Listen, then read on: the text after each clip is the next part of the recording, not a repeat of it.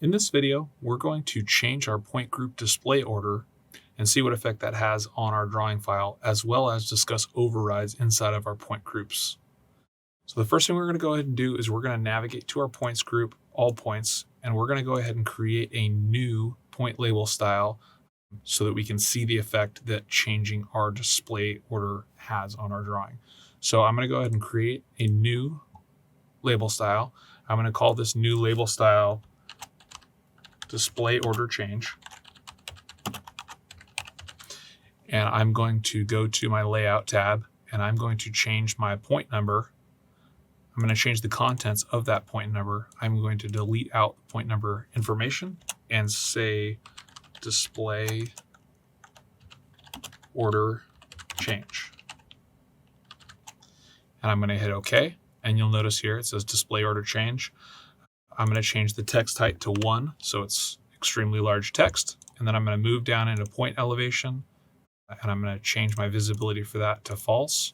And I'm going to change my point description visibility to false. So all I'm displaying is my point number, which text is saying display order change. I'm going to hit apply and hit OK.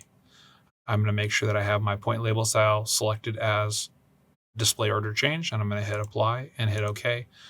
Inside of our drawing, what we're going to go ahead and do is we're going to change our display order settings for GS and all points. So I'm going to zoom in on one of our ground shot points, and I'm going to go ahead and switch this display order. So to change the display order, you're going to go to point groups, the header tab for it, and you're going to right click and choose properties. This window here shows the display order.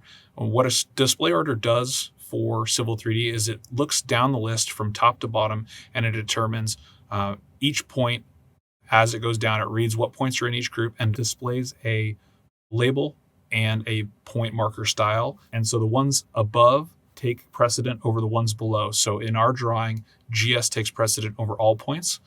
So what we're going to see is when we change all points and move it up above GS, our information for GS gets overridden by the all points group. So we're going to go ahead and flip that down and hit apply and hit OK.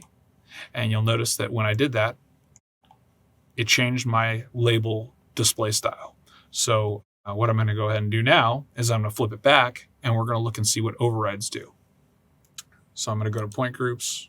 I'm going to go to properties. I'm going to grab GS and bump it up and hit apply and hit OK.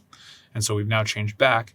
And what I know is that we have a description key set for our calc points that forces calc points to always look like this. What overrides does is if you go into a point group and you want that point group to override one of your description key sets, what you can go ahead and do is you can go to this overrides tab in your point group properties, and you can see we have overrides for raw description, point elevation, style, and point label style. So if I want to override my label style for my calc points to be my display order change, what I'm going to go ahead and do is check override, and I'm going to hit apply.